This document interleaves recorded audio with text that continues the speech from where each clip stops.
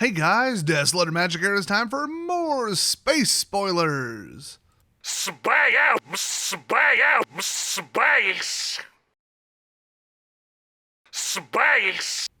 And they really cranked the power level on this one. I told you they were hiding some stuff near the end, and wow.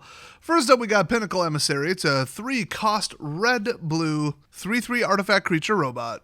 And whenever you cast an artifact spell, create a 1/1 colorless drone artifact creature token with flying, and this token can block only creatures with flying. And then it has warp hybrid blue-red. Just 1 mana to warp it in. So even if they counter it, you still get the trigger from attempting to cast it, which is kind of annoying. And then your artifact affinity is going to go a little nuts, so I feel like this card's going a little far. I've seen worse, but now we've got Entropic Battlecruiser. It's a 4-cost black artifact spacecraft station, and it does absolutely nothing until you get it to power 1 or higher. Then whenever an opponent discards a card, they lose 3 life, which is not the direction we want to go after black attrition.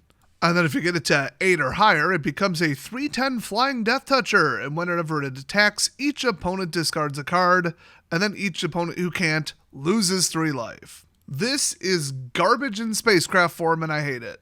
And it's a cycle, apparently, because we've also got Synthesizer Lab Ship.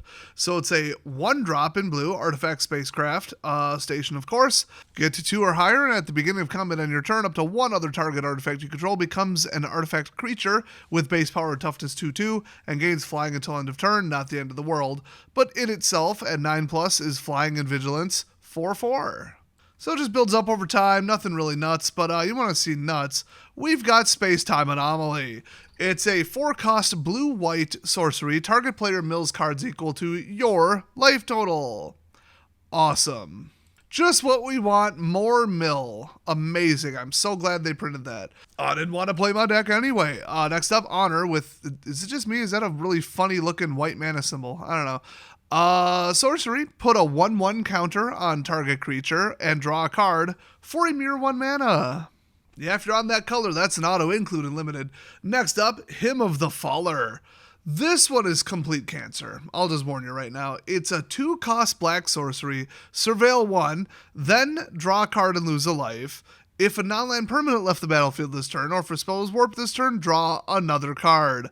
Yup, an improved Read the Bones as long as you've got Void going. Because that's what black attrition needed, is to outdraw your opponent. That's a toxic combination. Oh my gosh. Anyway, next up we got Ice Till Explorer. It's a 4-cost double green creature insect scout 2/4, and you may play an additional land on each of your turns, which already is a little much. You may play lands from your graveyard. I think this was spoiled or leaked before, but I wanted to point it out because it's so completely absurd. Then it has landfall. Whenever a land you control enters, mill 1 card. Yeah, this is the landfall card. It's not a landfall card. Then we've got Hermanave de Classe Trineo, or as I like to call it, Steve, the Sledge Class Seed Ship. Took me 5 takes to say that correctly. It's a 3-cost green spaceship. Only has 1 ability, though, not 2, so it's not part of that other cycle. I'm not even convinced that was a cycle. I think they just wanted to do something neat, but we'll see. Station, so get to 7 or more. It's flying 4/5, and when it attacks, you may put a creature card from your hand onto the battlefield, regardless of size or any other restriction. That is completely ridiculous. Yeah, it's 7, but it drops in for 3. Like, you can do whatever you want here. This is ridiculous. Then we've got Requiem Monolith, a card that looked horrible until I read the last line. I won't spoil it for you yet, though. So it's a 3-cost black artifact. You choose to tap it for free, and target creature gains. When this creature is dealt damage, you draw that many cards and lose that much life. That creature's controller may have this artifact, deal 1 damage to it, activate only as a sorcery. Yeah, that's right, you can't do it in the middle of combat and can't do it on their turn. Otherwise, this would just be, hey, your entire deck is Obliterators, yay! It's not quite the same as Phyrexian Obliterator, but if there was like a blue Obliterator, this is what it would be. So I don't see a big difference. If you hand black 4 cards, that's a death sentence. That's almost as bad as sacking 4 of your permanents.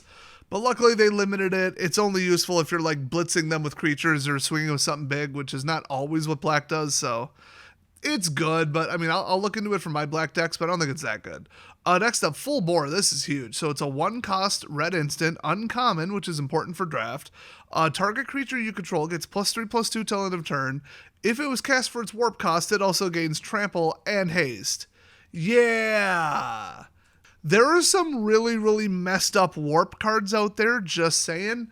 So if you can give it haste and +3, it's going to deal some damage. And then trample, when it doesn't normally have trample, I can remember a 9/9 that only costs 3 to warp.